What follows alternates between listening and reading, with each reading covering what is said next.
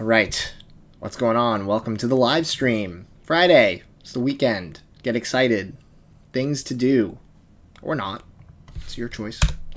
I have records to unbox and hopefully some fun questions to answer. But let's wait for some folks to make their way in, and then we can begin with the unboxing, which should be fun. I got a bunch of stuff right here. There's a couple in here I think are in here that I'm excited about. I'm not entirely sure what all of these are going to be, but I suppose we'll find out very shortly. So stick around, get excited. We got the old box cutter ready to do some damage, which should be cool.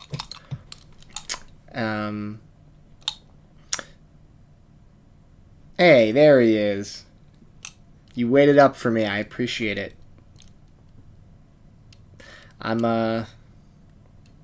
It's a little slower to get started today, but that's okay. Let's wait till we hit, a few more people before we dive into the first record, because every time I do a live stream, every time. First of all, what's going on? I have 2 people in here? Is YouTube really doing me even more dirty than they usually do me? Unbelievable. Every time I do a live stream, I wait and I go and I start unboxing, and then as soon as I'm like 3 records in, like 50 people show up and they're like, "What have I missed?" And I'm like, "I tried to wait for you, man. I tried to wait." But yeah, I don't know what's going on. It says there's 4 people. Are you guys, is this broken? Is someone else, I by now have 50, 60 people every time I've done a stream for the past 4 years. Is something going on with the stream? Did you guys get a notification? What's going on? I just am very curious as to, can you guys hear me? Am I even live? What's going on? Hey, Corey. Most people are already out partying. This is the party. The party's literally right here, opening records and talking about music. I don't know what party other people can be at, but, yeah, this is, it's a very strange... You know what? It might be. I said it was 5:30 and it's 5:29. Maybe people are really just holding me to the minute. Feel bad for the people watching this after the fact. They're gonna watch me just. They're gonna watch me just wait for more people for a little while. So maybe if you're watching this later, maybe just scrub forward a little bit if you haven't yet to get to the good stuff. Because I'm very unclear as to why there's 5 people in here. But you know what? Let's just get started. All right, it just doubled to 10. I think it was the 5:30 thing. All right, now we're starting to get people. Note to self, never start a few minutes early, because apparently people hold me to the minute. And notifications don't work because YouTube is run by sadists. Say that publicly. All right. I feel like this is going to be a smaller stream to begin with. Let's just dive in. We'll open the records. We'll answer some questions, and we'll go from there. We'll see how it goes. So this first package, I think I know what this is, and it's a funny story as to why I purchased it. So let's dive in. And it's record related, even though it's very small. All right. What do we have here? Right here. Hey, what's up, Tim? Thanks for coming. All right. So what do we have here? Let's see. Very exciting. It's a little smaller. It doesn't fit my face. That's weird. I ordered this MF Doom mask, and it I feel like it's a size too small, perhaps. Ryan Dies here, Frank. All right, we got some good folks here. Let's keep it going. This right here is something I ordered off Etsy. It is a 45 adapter, because I realized in the move I must have lost my 45 adapter. Very strange. I recently picked up a set of 45s that have been a want of mine for a very, very long time, and I didn't realize they were jukebox holes, so I didn't have a way to play them. So I had to go get this really sweet adapter. I was like, if I'm gonna buy myself, there we go. It's almost like you can see my eyes there. Now it's the proper size. Now we're MF Doom. Rest in peace to the king. All right, Tyler, hit me with he's asking me Silk Sonic review. I did listen to Silk Sonic today because it's obviously an album people have been excited about. I might go into more detail in a future video, but my initial reaction is this. Ooh, this is peaking. Audio seems like, let me move it back a little bit. Initial reaction is that it is a very enjoyable listen. I love Anderson .Paak. I'm not big on Bruno Mars. I think he has a good voice, though. I think that Anderson makes Bruno better. I think Bruno makes Anderson worse a little bit. And I think ultimately it is a nice, enjoyable listen that is somewhat forgettable. And I think people are acting like it's significantly better than it is. It's certainly not reinventing the wheel sonically. Still very fun to listen to. Great to throw on. I'm sure it'll be great at parties and bars and clubs for the next 6 months, but I'm not that impressed. I think it's good. I think it's good, not great. Anyway, 45 adapter. I got this because I recently just acquired one of my holiest grails through a good trade. I might talk about this more in a future video, but I don't know if any of you guys know what this is. But this is a lost album that has only been released physically on vinyl, at least on the 7 inches. This is My Chemical Romance's Conventional Weapons. I've been after this for a long time. Unfortunately, the trade did not come with the box and the poster, but that's okay because it's really about the music. So I got these, and obviously they have the big boy holes on the back, like that. So these were in my video of my grails I wanted to get this year, and the year is coming to a close, but I recently acquired them, so score. But I will talk about them more and show them off more next year when I do my grails I'm trying to get for 2022 video, which I feel like there's going to be a lot of carryover because I did not hit my goals as well as I had assumed I would, unfortunately. But yeah. Let's just pop right open. All right. What have we here? Oh. All right. This is a repress of a very good kind of pop punk album by Spanish Love Songs called Brave Faces Everyone. This was out of print for a long time. Someone turned me onto this year, actually. When did this album come out? 2020, so last year. Not that long ago, but it's quite good. If you like punk, pop punk, good lyrics. I feel like almost at times it has a little bit of a folk punk vibe, like a little bit, but yeah, if you guys are into that kind of stuff, definitely recommend this album, Spanish Love Songs. And it got repressed on Gold Nugget, which I always love those Gold Nugget variants. I think they look super cool. Let's keep rolling.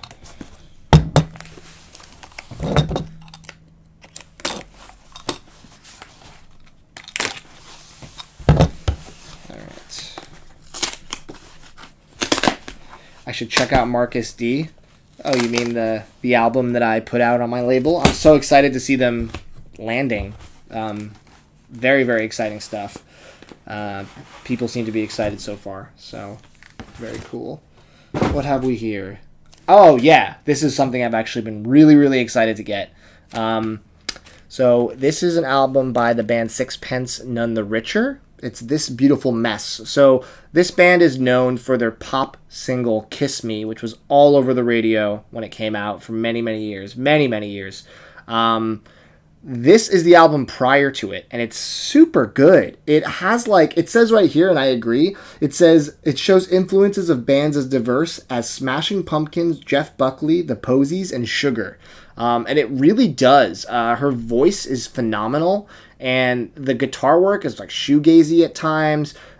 Very underrated record because it's more than just their pop hit, which is on the next album. This album is really, really beautiful front to back. So I was excited to see it get its first ever vinyl pressing by a label called Lost in Ohio, which is cool. I looked at the rest of the label and I didn't know any of the other albums they put out, but yeah, check that out. Very cool. I'm excited to spin that for sure. Let's keep this train rolling.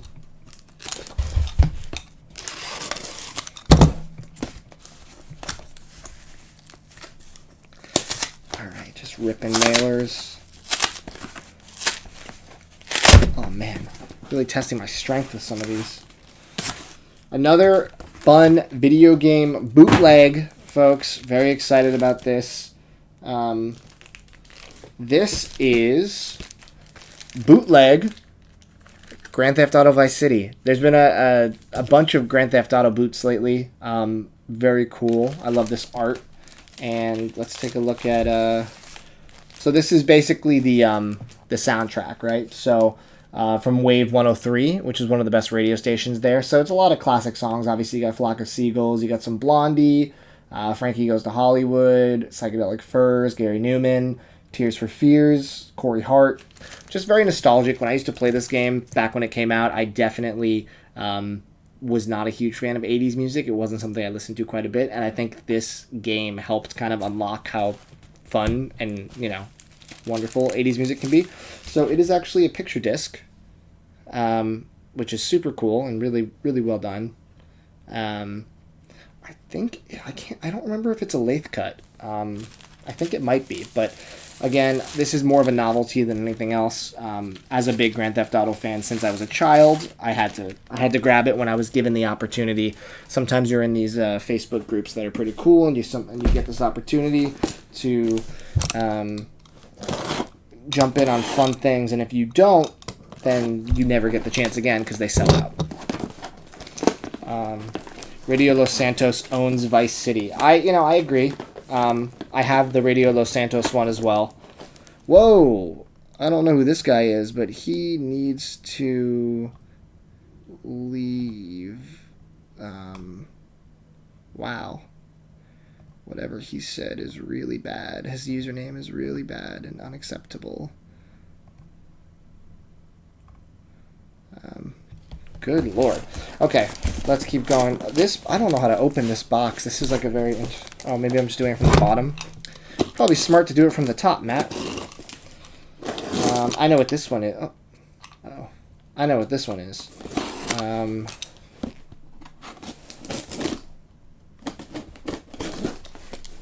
This is from my buddy Jason, who I don't think he watches the channel very often, but he's a buddy of mine in the video game vinyl scene.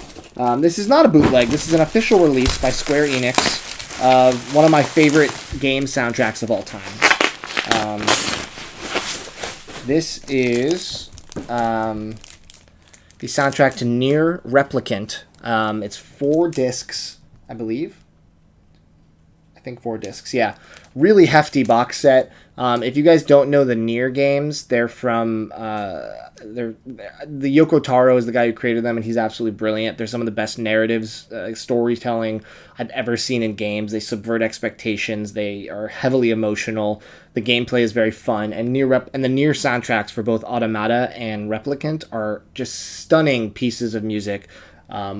I really think that anyone could appreciate this soundtrack, whether you know the game or not. It's just absolutely breathtaking music, and I would say you should listen to it if you have not heard it. But I'm really stoked to now have this box set because I feel like there's no time of day or night that I would not want to listen to some Nier. So if you guys are gamers, you probably know what I'm talking about. If you're not, you probably think I'm just crazy. But such is life. I see a lot of questions. I will answer the questions once I'm done with the live stream or the unboxing portion of the stream, unless you super chat, in which case I will drop what I am doing for even a penny. That's my rate, 1 penny, and I will answer your question. 0 pennies, you gotta wait. 1 penny, question. 0, you gotta wait. Okay.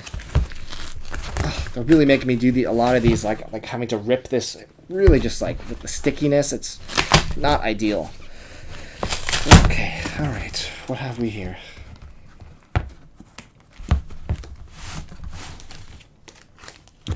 Yes, I've been on a kick from these boys, Death Cab for Cutie.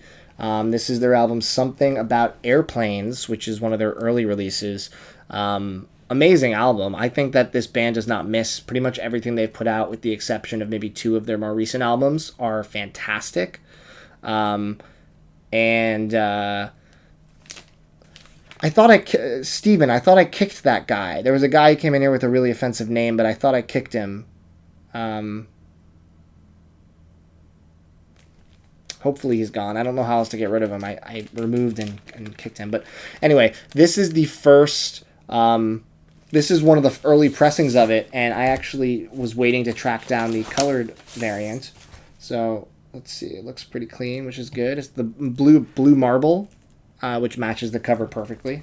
And yeah, if you guys don't know this album and you only know Death Cab's later stuff, I encourage you to check it out. It's quite good. I saw them recently at a very intimate venue in Portland. The smallest venue they played out here in 20 years, they said. It's called the Wonder Ballroom. And yeah, they played basically a greatest hits set, but they did play a couple tracks from this, which was really, man,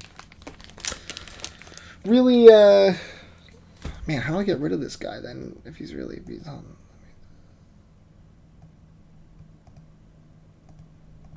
I don't know how to get rid of him. Whatever. Just ignore the troll, guys. I don't know how to get rid of him. I just silenced him. It is what it is. People on the internet, man. People on the internet, man. Alright.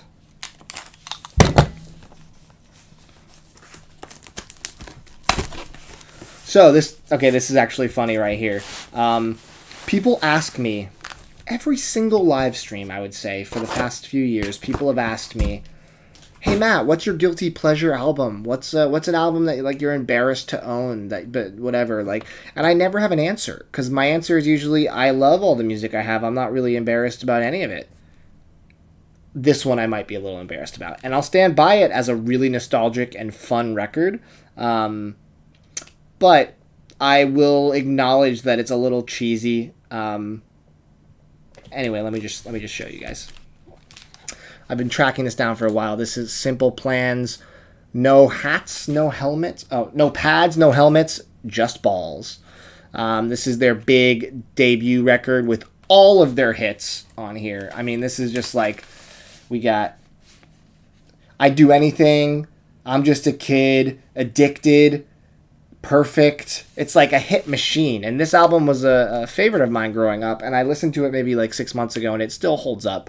Maybe 100% because of nostalgia. I don't know if necessarily this is something that is really, really good music, but it's very catchy. It's undeniably catchy, and yeah, this is a very hard record to find. It usually goes for about $150 plus, and I got it for half of that, I think. So I got really lucky on Discogs. I was there, right place, right time, and I grabbed it because until there's a repress, this is unfortunately only going to go up in price. But very, very good album if you like pop punk. That's a little emotional, a little cheesy, but it's got a lot of heart to it. I mean, I can't relate to it anymore now that I'm 32 years old, but I related to it back in the day, you know? Back in the day, there was definitely a lot of moments that I thought to myself, oh yeah, I know what these guys are talking about. I get it. It's fun to sing along to. I mean, it's it's emo, it's pop punk, but that's probably my answer. If I have to say I'm embarrassed about one record, it's probably that. See, Sum 41, Frank, I don't think that's a guilty pleasure. I think that's really, really good music, objectively. But Simple Plan, maybe a little harder. All right, what have we here? All right, this is another hip-hop thing I got. Daniel San, Asan Eastwood, and Future Wave. So I like Daniel San just fine. I love Asan Eastwood, and I love Future Wave. So I jumped on this because it had a cool Obi strip. Yeah, it was vinyl digital.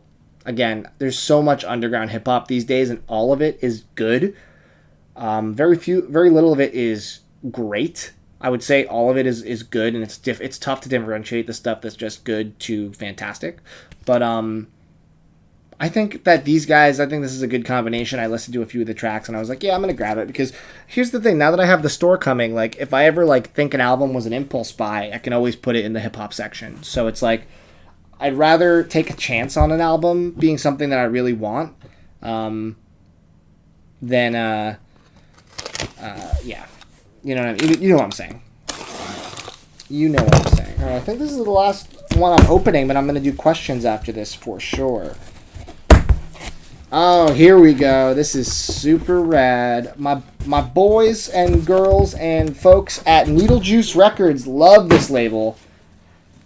I couldn't believe it when they announced they were getting Tally Hall's Marvin's Marvelous Mechanical Museum. This is an album from my high school days. Does it say what year it came out?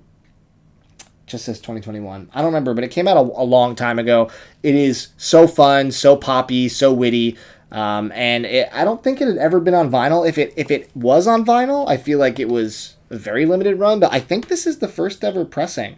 Comes with a poster. So it also comes with this cool 7-inch or Just a Friend. But let's open it up and take a look at the variant. Because Needle Juice, the one thing, my favorite thing about Needle Juice, outside of their good choices, is that they do some killer variants across the board. I think that's like one of my favorite things.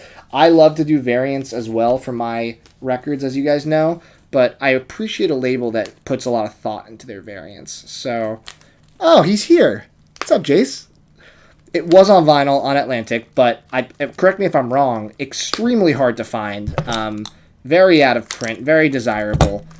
Yeah, exactly. So you guys were like, you know what, we're gonna remedy that problem, and so they did. I don't think I've ever even seen a copy of this in a store on a rare record wall or anything. Like even an Amoeba going there all the time for 7 years.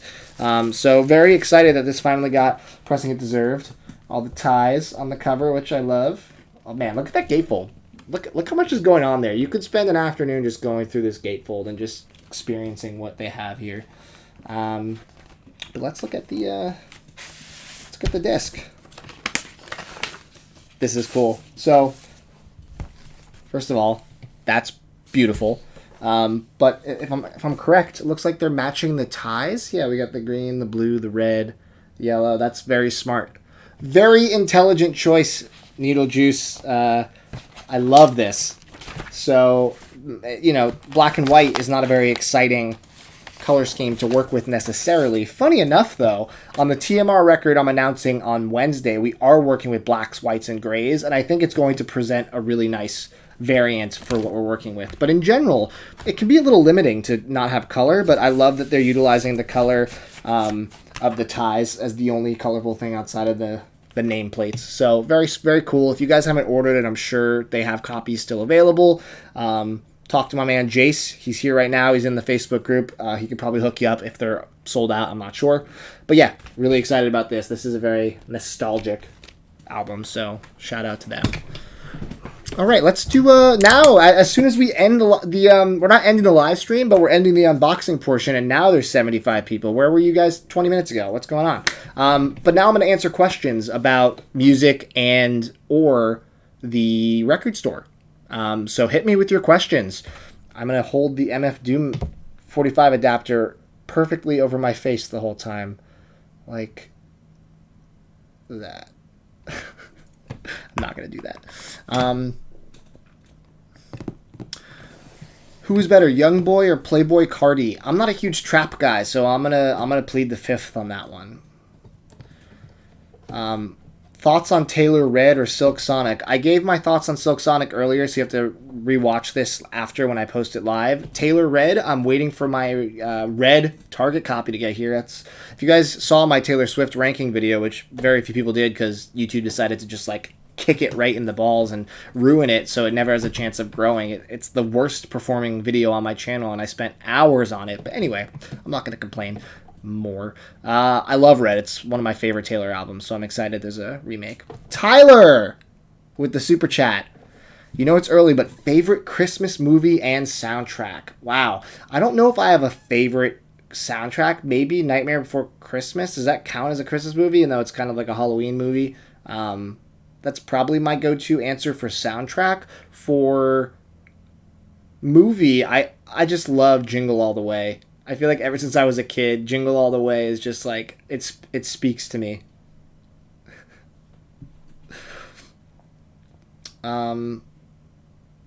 Thoughts on the Astroworld incident? I mean, obviously there's way more to say than I can in a live stream that's unrelated.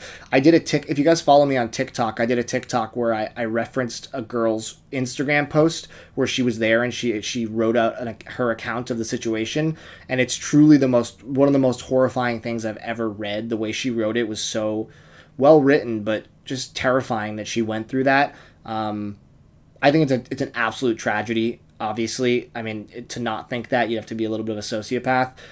I think that it's incredibly careless how this happened on many levels, and I hope that this has positive ramifications for concerts moving forward with in terms of security and guidelines and different things that are going to help protect this from ever happening again.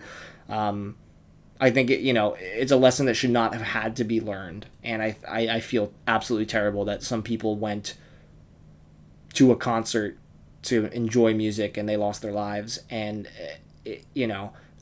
concerts for me are my safe space. I think for a lot of us, music is very healing, and to have the exact opposite happen is nothing short of a nightmare. So my heart and thoughts go out to all those families and everyone who was there, who was dealing with it, who wasn't part of the problem. The people that were potentially inciting rioting of some kind, my heart does not go out to them, but the people that were caught in the crossfire for sure. Tell us more about the record store space I'm trying to acquire. Yeah, so down the road with the record store space, potentially going to hear back next week if we're moving to the lease stage, which is really exciting. We've kind of been going back and forth on lease terms. If they accept the most recent terms, it looks like our lease would begin in January. I still need to get the store up and running, of course. So I'd imagine that if all goes according to plan, the store should be launching by late January, early February, unless something unforeseen happens, which, before the store opens, there's going to be a ton of videos showing off the space, asking you guys questions about how I should set it up, how I should label sections, how I should do the outer sleeves. There's going to be a million things I want your feedback on, because I know what I love in a record store, but I'm not buying from my record store, like you guys are. So especially people that potentially could be locals, but so much to talk about. I've just been sitting on all these video ideas because they're all just gate kept behind the space. Once we have the space locked in, it's like full speed ahead. So very, very excited. I don't want to get my hopes up because, in this market, anything could happen. Someone could swoop in and grab it right from out under me. But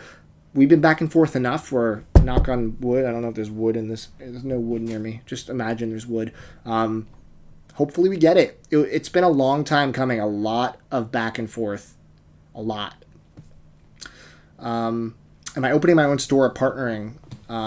So we're not partnered with any kind of other shop as a shared space. The store is going to be its own physical space entity, which is awesome.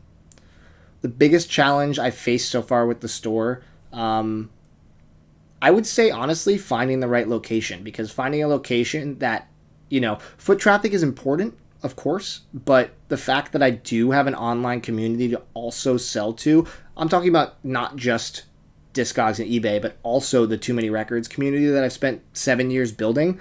Foot traffic isn't as much of a necessity. It's the store itself is somewhat of a formality, right? Because I want to do the store on a personal level because I want to be able to provide a space for local musicians to perform.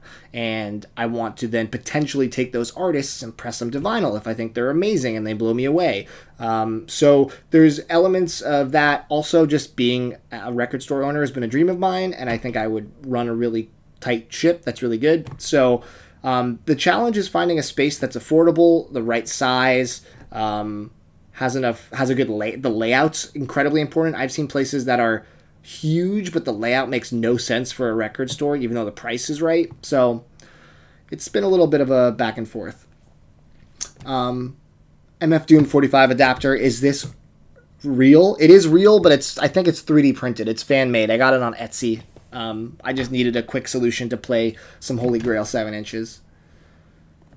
What store chains do I like? That's a very weird question. What chain stores do I go to?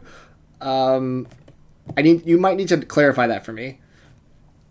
Why is Watch the Throne so painfully mid? It's not. Does Die Hard count? I love how everyone's like, Die Hard's a Christmas movie. I'll let it count. And I love Die Hard. I actually saw Die Hard for the first time only 4 years ago. I was way late to the party on that. Do I have a favorite version of A Christmas Carol? I don't. I've never even seen A Christmas Carol. I know the gist of the story, but I've never watched it. Where am I storing the records for the store? That's a good question. Oh, look at the cup I'm drinking out of. It's a Mark Spusta Record Store Day cup. Didn't even realize that. That was totally unintentional. The records for the store are being stored in my dining room downstairs. It is just completely full of boxes and bins. It's getting out of control. I want to lock the space in sooner than later so I can get them out of the dining room and free up that space to probably acquire more collections. I've had some pretty good luck getting some great stuff so far. Is the new TMR release going to be with crates? Yes. The next TMR release is crates. The one after that is also going to be crates. Very excited about both. The first one, the one I'm announcing on Wednesday, is a band that I really love. I have about 7 or 8 of their records, and this is the only album of theirs that has not been on vinyl. It's an amazing album. It comes from an amazing era of the band's history. But for some reason, it just like got passed over for vinyl. I don't know why. But I've been in touch with the artists for a long time, and we've wanted to do something for a while. And I'm very excited that they're trusting me to complete their discography. You know what I mean? That's like a huge honor. It's like Marcus D trusting me with Melancholy Hopeful. He is so elated with how this turned out, as am I.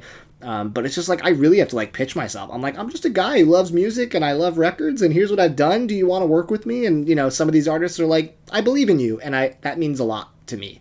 To be able to hear them say, I see what you're doing, and I respect it. That goes a long way. But the album after the next one I'm announcing, I'm very excited about. It has like an Avalanches feel to it. It's just this guy. No, this album is not big. It is not widely known. It is such a gem. And I've been talking to him, and he's like, I think a college kid, and he's like so stoked to do this. So that'll be probably right after the campaign for the next one finishes. Am I going to be mainly selling used records or new? That's a good question. Mainly used. I will have a small curated new selection, but mainly used because I think there's way more interesting things to be found in the used market. When I go to a store that's all new stuff, I'm a little underwhelmed because it's like, oh, I can get this at any other store in town or online or whatever. I go to a record store to dig through the used stuff and be surprised at what I find. And the goal for the store is to keep the stock fresh and flowing and make it so like if you go back every 2 weeks, or if you're following the page online and you're seeing what we put out every couple weeks, every week, whatever it may be, it's always going to be interesting. And, that to me provides the best experience. Will we be stocking... Congrats on the record store. Thank you. Will I be stocking audiophile pressings? Not at first. I feel like those are pretty high barrier to entry in terms of the wholesale cost versus what you have to charge for them. I think once we regulate and kind of are in a good groove and maybe got our footing and not worried about bills every month, and it's kind of more of like okay, we've established ourselves and our process a little bit. At that point, I would love to do a curated selection of audiophile stuff from Analog Productions, MoFi, some craft recording stuff too would be cool. But that's probably down the road. Do I prefer Japanese records? I don't prefer them. I do think Obi strips are cool. I don't think it's worth overpaying for them. Like they're making these variants now that are just more expensive because of a slip of paper. I think that's kind of lame, but I think they're cool. Thoughts on YouTube removing the dislike? Wait, did that happen? I didn't hear about this. If they remove the dislike, maybe dislike guy will finally unsubscribe from my channel. Because he has no purpose anymore. His purpose is to be notified and hit dislike as soon as I post something. He's been doing it for about 5 years. Immediately. So, I didn't hear about this.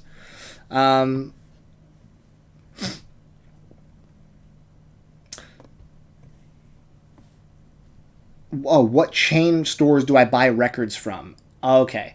I don't usually buy records from chain stores. Very occasionally, I will get an exclusive from Target. Like I just got the Target Taylor Swift Red. But I don't like to buy from chain stores whenever possible. I personally, I'm not going to tell anyone how to spend their money.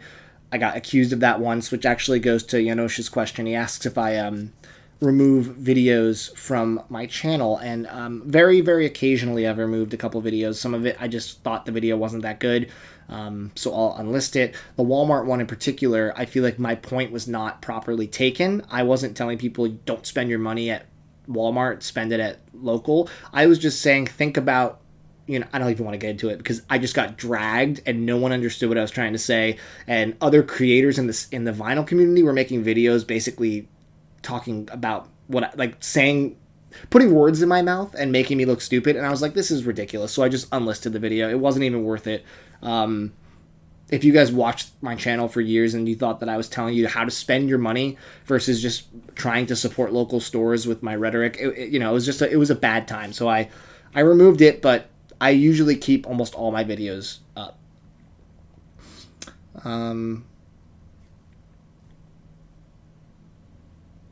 End of All Music opened a branch in Jackson, Mississippi, and they are both amazing. Offbeat. They participate in community events. Yeah, I mean, I'd love to be involved in community events for sure. I think the part of the record store physical location that's exciting is becoming a part of the music community out here in Portland. It's so strong. There's so many people going to record stores, going to shows. It's such a vibrant community, even in the post-COVID times not post-COVID, post-peak COVID times, even in these times when things are starting to get a little more normal, there's still a lot of stuff happening. And I feel like if the world ever returns to full normal one day, who knows, I can't imagine how vibrant the music scene will be here. So I'm very excited. You're interested in the financial aspect of opening a store. Can I give insight into starting capital, etc.? Maybe a better question for me in 6 months once I kind of get it up and running and I have more information for you. But if you shoot me an email down the road, I'll help you best I can. In my store, will I be stocking genres that I'm not too partial on? For example, trap. That's funny. I am getting used collections. So if the collection has a lot of trap music, then I will be buying it and putting it in the hip-hop section or on the hip-hop grail wall, depending how rare it is. I don't think I'll have like a specific trap like name card. I think it would just go into hip-hop probably. How do you get distributor supplier for vinyl? That's something I'm still working on. I'm lucky enough that I know some store owners that are going to introduce me to the proper people. So that's a little further down the road. Right now it's like I said, locking in the space. Amoeba Music is your favorite place to buy new and used records. Me too. I love Amoeba.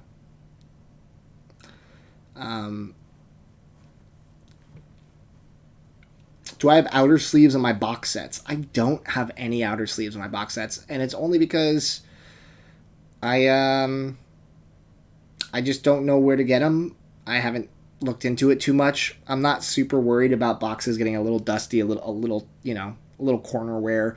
I keep them nice and upright over there. I have some in some bins over here, so they're safe. Less issue than regular records where they can get damaged more easily on the sleeve or have ring wear or whatever it may be.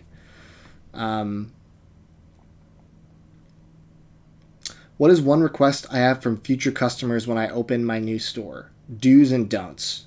That's a really interesting question, and I almost feel like I should possibly make a video about that. That's a cool idea, but I think off the top of my head, my request is that you...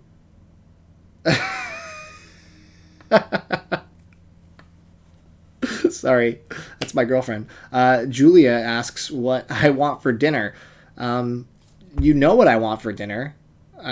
We talked about this already, but I want I'm getting a Cuban sandwich with sweet potato waffle fries. Yeah, you know what I want. Thank you for paying for half the dinner though just now. That was very nice of you.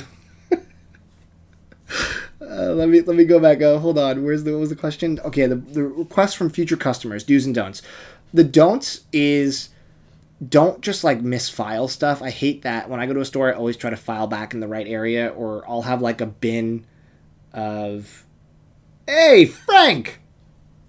I'm trying to answer this damn question, and you guys keep throwing money at me. Don't tab the corner of the records. That's true. People, when you flip through records, Frank says always go through the middle. Don't do it from the side. And that's a good point. And a lot of people don't think about that because when you do it from the side, you can start to bend the corner over time. But if you do it from the middle, it's a little more sturdy. So I think that would you guys feel like it's annoying if in a store they have a list of commandments don't misfile records. Like, I don't know, if I figured out a funny way to put it, would you be like, that's pretentious, or would you think that's funny and clever? Because there are definitely some things that I've learned over the years not to do. Obviously, like, don't pull out a record and start putting your fingers all over the grooves. I mean, like, that's something you got to worry about. Someone pulls out a record, it falls on the floor out of the jacket, and then what do you do? Do you say, you break it, you buy it, or you just chalk it up to a loss? What if it's a $10 record? What if it's a $90 record? Like, how do you handle that? Those are questions that I'm asking myself as I'm getting closer to, it's getting closer to the real action. Oh, I just saw Julia's other comment about the place we were going to order from is closed. Surprise me. Get whatever you think I want. I put it fully in your hands. I just saw that. Oh boy. Okay. How is it closed? It's a Friday at 6. The place. It's a gastropub. That's bizarre. Do I have any recommendations for someone starting a new YouTube channel? Run. Don't do it. It will suck your soul away. YouTube, all it does is squish creators that are trying their best and not show off. Doesn't show their videos. It doesn't notify their fans. I'm just Stockholm Syndrome after 7 years of this. No, if you have real questions, shoot me an email. I'll help you best I can.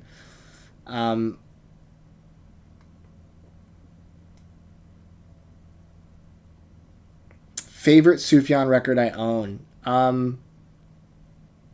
mean, probably Illinois, that has the Superman on the cover, just because of the history behind that jacket. I think that's hilarious. But unfortunately, a lot of the Sufjan records don't have the audiophile pressings they deserve. They're a little noisy, especially like Carrie and Lowell.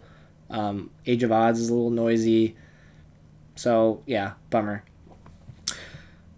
Keith from Kentucky.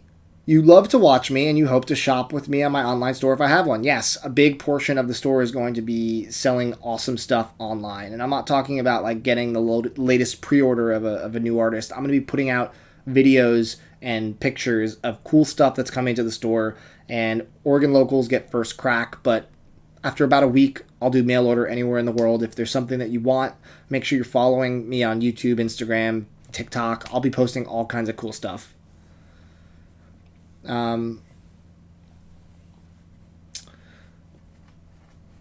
I have any intention of offering international shipping? Yeah, as long as someone's willing to pay. If it's an expensive record, they're going to have to pay for it to be insured, which can be very expensive. But it's on them. If they're willing to pay it, I'm willing to send it, Make sure you have a bin up front for refiling like a library. Yes, I think when stores do that, it's very smart.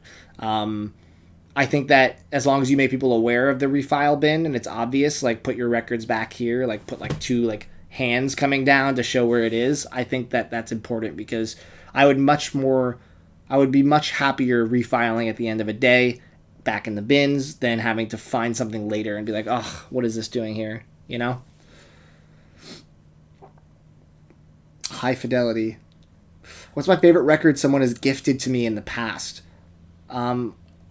Funny enough, most people don't gift me records because I have so many that they're intimidated to get me anything. It's almost like sometimes bands will send me records that like they're like, hey, will you check out my album? And I say sure. But an actual gift, like I don't think I've ever received one like as like here's like a Christmas or birthday or whatever it may be gift. Because they're like, what do I get him? How do I know he doesn't have it? It's kind of a gift and a curse, you know what I mean? Like, obviously I'd love to get records as gifts, but if someone gets me something, I don't want to be like, thanks, I have it. Although if I have a store now, I guess that's not the end of the world. Where's the review for the new Jose Gonzalez album? Just wait till my video next month. Top 10 albums of the year. Will it be there? Will it not? I don't know. Am I a sports fan? No. I don't like sports at all. I don't have time for sports. Music is my sports. Rank the Kid Cudi Man on the Moon series worst to best. Just the 3? Or are we including Satellite Flight? Because that's the worst. I still like it. That's the worst. You know what? I was actually listening to Speeding Bullet to Heaven 2 days ago. And while there are some really bad songs on there, There are some great songs too. I have actually contemplated making a lathe cut record of my selections from Kid Cudi's Speeding Bullet to Heaven, basically cutting out all the Beavis and Butthead interludes, and just taking the tracks that I like. I think it's a solid record. It's like a psychedelic grunge lo-fi hip hop record. It's basically a predecessor to Kids See Ghosts minus the champion production that Kanye brought to that. Oh, but to answer your question, I think it would go 2, 1, 3. But I like all of them. 2 and 1 are above 3 for sure. But I like 3 as well. I just think 3 takes a little bit to get started. I think the first third of the album is a little slow. And the very end is a little slow. But like that middle part really picks up. Have I ever ordered from Amazon UK or Germany? Yeah, sometimes I find something that's in stock. Amazon UK or France, that's, it ships for a reasonable price and it's the only place to get it because it's an import. So I've ordered from them before. Travis, I am ignoring your comment about Sufjan. Oh, I missed Vinyl Rewind came in. My dear friend. I miss you, man. It's been a long time since I've been in LA and able to hang out with you in the pad.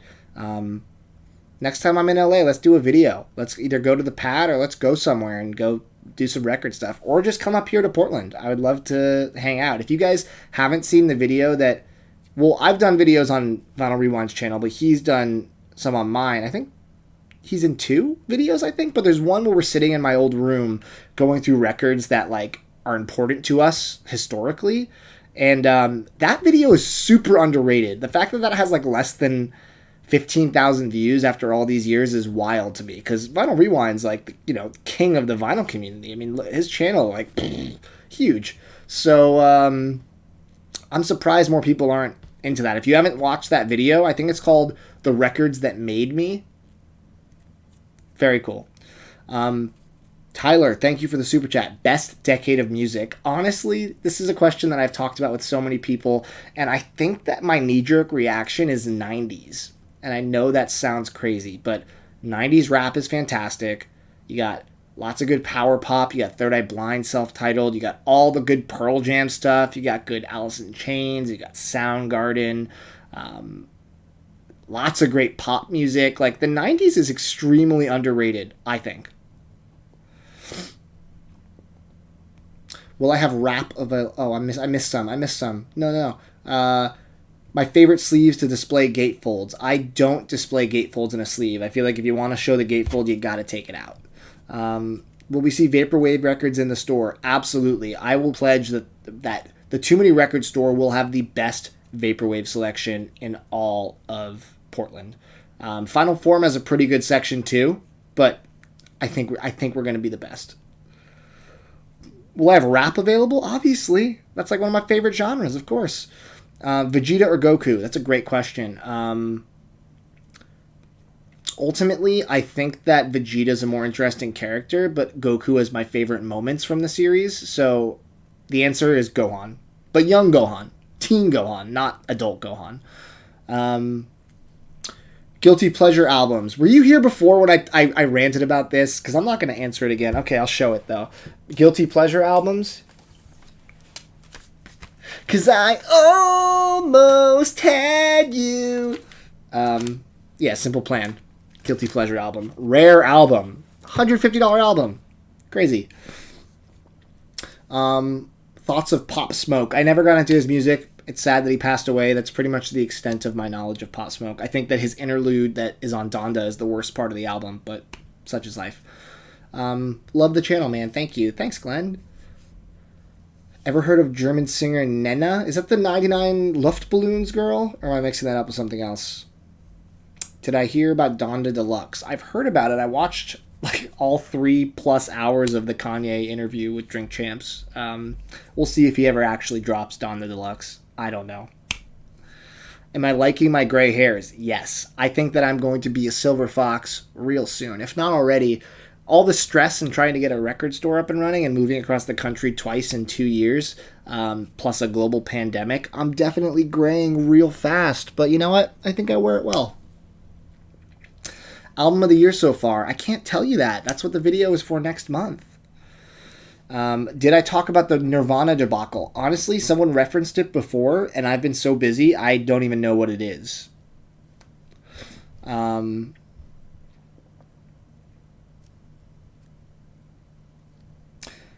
I bought any records from Urban Outfitters since I was banned? Not from them. I've gotten a couple variants of stuff on eBay or Discogs after the fact, but no, I can't order from them. Probably for the best. Will I buy REM's New Adventures in Hi-Fi? I've heard that it's an amazing pressing. Everyone was talking about it on my recent video I just put out on Wednesday, where I was talking about all the best-sounding albums I own. I'm not a big REM fan. I feel like I'm having a U2 phase now, or I kind of had a U2 phase for 2 months or so, and now I'm like kind of... I respect them a lot more than I ever did, but I'm not listening as much as I was. But I think my REM phase is going to be in like 8 years. I think I'm going to hit 40, and I'm going to be like, all right, now it's time to get into REM. There'll be a Run DMC Mobile Fidelity Raising Hell there, you're quite sure. Oh, how sure are you, Frank? Are you saying you're going to donate one to the store? Thoughts on collectors that gripe about receiving a record with a minor corner ding? I did an entire video about that. It's called, I think, The Most Annoying Thing About Record Collecting, I think it's called. I'm really proud of that video, so please go check it out if you haven't seen it yet. I talk about some of the things you just got to kind of suck it up and deal with in this community when you're buying records. You just bought your first vinyl. Thank you. Thank me for getting you into it. Congratulations. Welcome to the Black Crack, as my friend Richard Houghton says. What's the record? Don't let us know. What's the word on Donda vinyl? I mean, he's been putting out some recent stuff on vinyl. Like, he's done 7 inches and some picture discs and Jesus is King. So I think he would possibly do Donda on vinyl, but it's such a massive album that he might look at the cost to manufacture it and be like, nah, I'm good. I'm sure we'll get a Rolling Rex boot in the next 3 months. How old am I? I'm 32. Am I aware of the Watch the Throne LP as alternate versions of some tracks? I'm not aware of that. I know it's Missing the Joy, which is one of my favorite records, and I did a TikTok actually about why I prefer listening to the bootleg Watch the Throne rather than opening the original, and it's because not a picture disc and it has the joy. But what are the alternate versions? I don't think I know about this.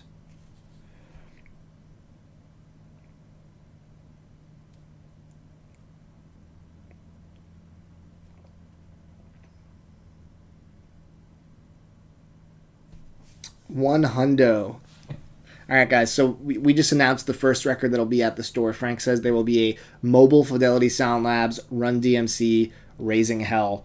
Maybe it'll be on the Rare Wall opening weekend. So if you missed that, come on down to the TMR store.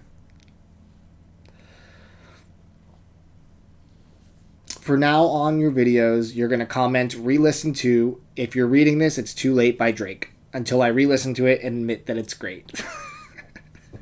It's not. Okay, there are a couple really good tracks on there, but ultimately, it's not that great of a record. I think it's way overrated by Drake fans. It's nowhere near as good as Take Care and Nothing Was the Same. But you know what? Maybe for you, I will re-listen. It's been a few years since I sat and listened front to back. Maybe it's better with age. Maybe not.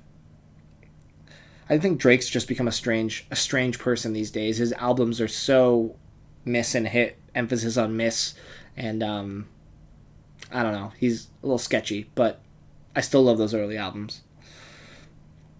Any albums I listened to after my year-end list that I wish I could have put on the list? Well, the list is still in flux. I'm still working on it. I got 10 records, and then I have a ton of honorable mentions. How many honorable mentions should I talk about, like, briefly? I'm just going to, like, basically name them, maybe say a sentence about them in the video. How many do you guys think is worth mentioning? Because right now I have, like, I don't know. I'll let you answer first. Re-listen to Certified Lover Boy until I like it better than Donda. That's going to be a lot of listens. That's going to be a lot of listens. Did I get any Rihanna reissues? I did not. I like Rihanna. I think some of her pop songs are some of the best pop songs of my lifetime, but I don't think I need to spin her on vinyl personally. Not for me. 10 or 15. Yeah, see, I was leaning towards 10 as well. I have 15 or 20 on my list, so I have to keep paring it down. And the number 10 spot on my top 10 albums is in flux still. It's like I keep cycling things from honorable mentions up there. So I definitely have to keep thinking about it a little more. Frank says all. Maybe I'll do a Frank cut. Frank, I'll show. Frank, you got Frank got a sneak peek at my list. I was with him the other day, and he's pretending like he hasn't seen, but he saw my entire top 10 and honorable mentions list. So he's saying all because maybe he knows that they're all worth talking about. But yeah, Frank got a little sneak peek for sure. You're completely fine with a longer video for my year-end list. Thank you. I feel like I can't win. I'll do a long video and people will be like, too long, and I'll do a shorter video and they'll be like, this is short. I'm like, okay, what do I do? How do you win? How do you win on the internet? By not playing the game. But I did. I played the game. And look at me now. Have I ever heard of Todd Terje? How do you pronounce it? I've seen Todd Terje at a festival, and it was an amazing set. I was dancing the whole time. I just picked up the reissue of its Album Time because I didn't own it, and it's a fun record. Any discography dive I plan on doing? Yeah, man, I want to do them, but they tank. The videos are horrible. Do you know how much time it takes to listen to a band's discography that has at least 7 albums, and then go through every song and rank them, and then talk about what you think of the album as a whole, and then edit that video after filming it? I did The National and Taylor Swift, and those are 2 of the worst performing videos on the channel. So I have very little encouragement from the audience to continue doing discography deep dives. Despite the fact that I enjoy them, it's just, time is a valuable currency, especially because I have a full-time job and I'm opening a record store. But I don't think it's off the table. I just think I need people to go back and appreciate those videos before I continue. If someone offered me a price for my collection to give it up, what would it be? The whole thing? I've often thought about if I could sell 90% of it and keep just 10% of the really important, most impactful ones. I don't think I could sell it all. My signed Benaroya Hall box set by Pearl Jam, that's too personal and special. The story of how I got it, I can't sell that. If someone offered me $200,000 for my whole collection, I don't think I could say no to that, because I would then make videos rebuilding it in a different way, and then that's a lot of money. But yeah, I don't know. It would have to be where I'm at in my life, and if that money would be really important or life-changing in that moment. What's the best video I've ever made, the most proud of? Honestly, I think it's gotta be the record store day video I did at Amoeba, where Chris Diaz, my buddy, who he has such a busy schedule. I feel like, not for lack of trying, we've lost a little bit of touch over the past year or so. Pandemic, and he's a workaholic, and he's so busy, but he's one of my closest friends, and I miss him. He was a large reason as to why the channel used to look better on a visual level, because he used to edit and film for me, but he got super busy. But he did a video at Record Store Day, I think it was 2017, 18, I don't remember, but he used a drone to get these really cool shots of Hollywood. That video is just amazing. All the videos I did in the heyday of the channel, with Amoeba, are so fun.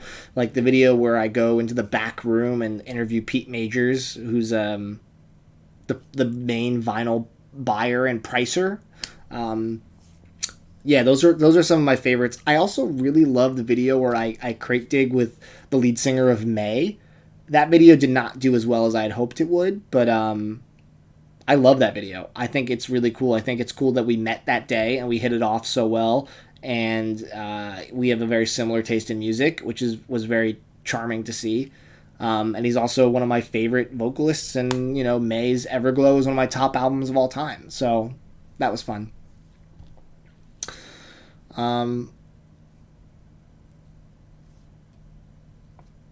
There's $2 to listen to O Land. Dude, Corey, you've been asking me for so long, and I'm a jerk for not doing it yet.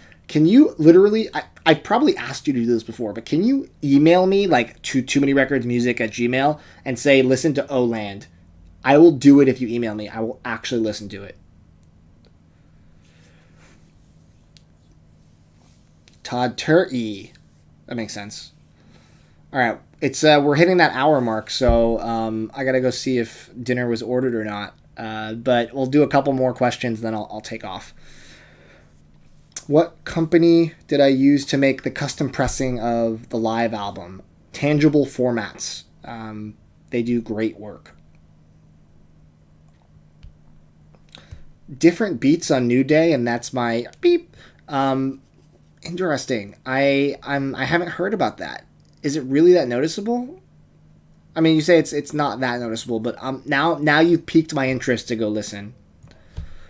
Biggest fear about opening the shop. This is I think this is actually probably a good question to end on.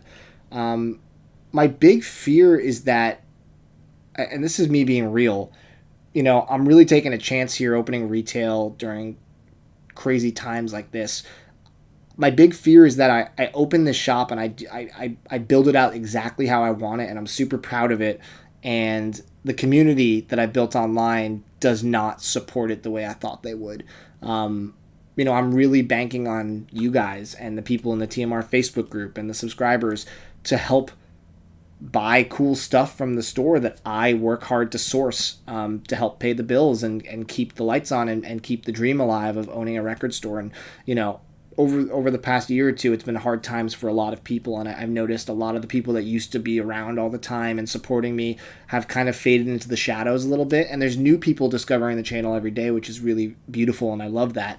But my fear is that, you know, while I think we'll do well locally, I really want this to be a store for the people that I've been making videos for many years, as well. I want to be a lifeline to those who can't be at the store physically to be able to get really cool records. And my fear is that I do all this work and I try really hard, and people don't support it, or they just kind of like back burner it and just don't think about it the way I hope they do. So that's my big fear, but I don't think that's going to come true. I think that this community is awesome and will come through when the time is right, and I think we're almost there. So on that note, I'm super excited. Cross your fingers that next week we hear something about the store. The second we do, as soon as we sign a lease, there will be a video, and I will be sharing all of that with you guys. So thank you guys for joining me on this ride. It's about to begin, so stick around. Good stuff coming. More good videos next week. And thanks for spending some of your Friday with me. Go enjoy your weekend.